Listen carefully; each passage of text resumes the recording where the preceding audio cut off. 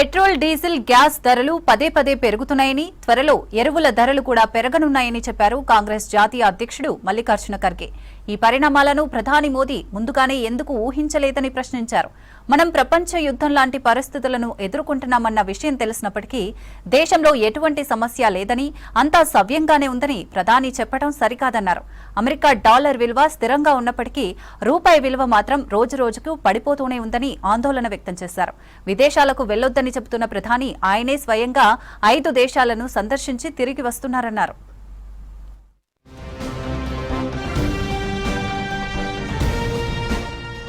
ये जो बार बार पेट्रोल बढ़ाना, डीजल बढ़ाना, गैस बढ़ाना, इवन अब फर्टिलाइजर के दाम भी बढ़ेंगे, ये जो चीजें हो रहे हैं, मैं ये पूछना चाहता हूँ मोदी जी को, क्या ये चीज नहीं होंगे?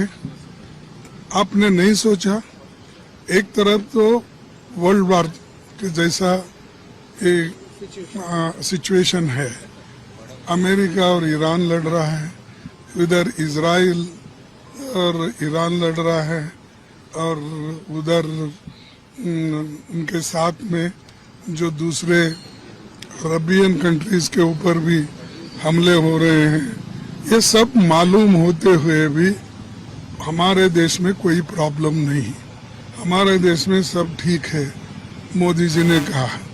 और डॉलर की कीमत जैसे के वैसा है, लेकिन रुपए का कीमत तो गिर जा रहा है।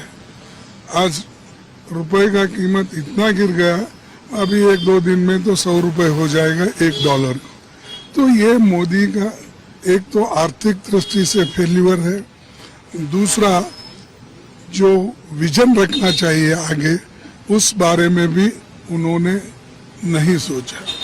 और सारे खुद ही बोलते हैं कोई फॉरेन कंट्री नहीं जाना, वो जाना, और उन्होंने अब 5 कंट्री का चक्कर मार के आ रहे हैं कई के लिए कि जो कुछ एक रिकग्नाइजेशन देते हैं, उस रिकग्नाइजेशन को लेने के लिए वहां पहुंचते हैं।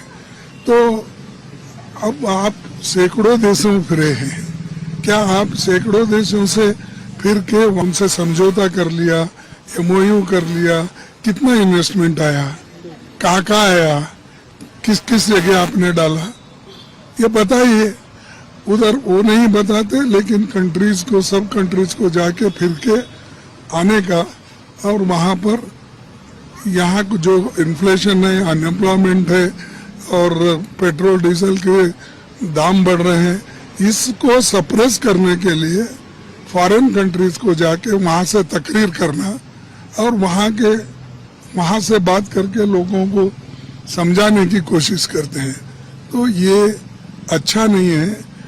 मोदी जी रियलाइज करना चाहिए ये मेरी कमियां हैं, मेरा फेल्यूर है, इसीलिए इसको सभी लोगों को साथ लेके ऐसे समस्याओं को हम हल कर सकते हैं। जब तक उनके मन में नहीं आएगा, जब तक अहंकार उनका जैसे का वैसा रहेगा, तो देश की परिस्थिति भी ऐसे ही रही। Economic policy, foreign policy, internal जो भी गरीबों को मिलना चाहिए वो, और इन्फ्लेशन कंट्रोल करने का, ये सारी चीजों में उन्होंने फेल हो गए हैं। और उनके अभी नेतृत्व अगर ऐसा ही रहा तो देश को बहुत बड़ा मुश्किल है।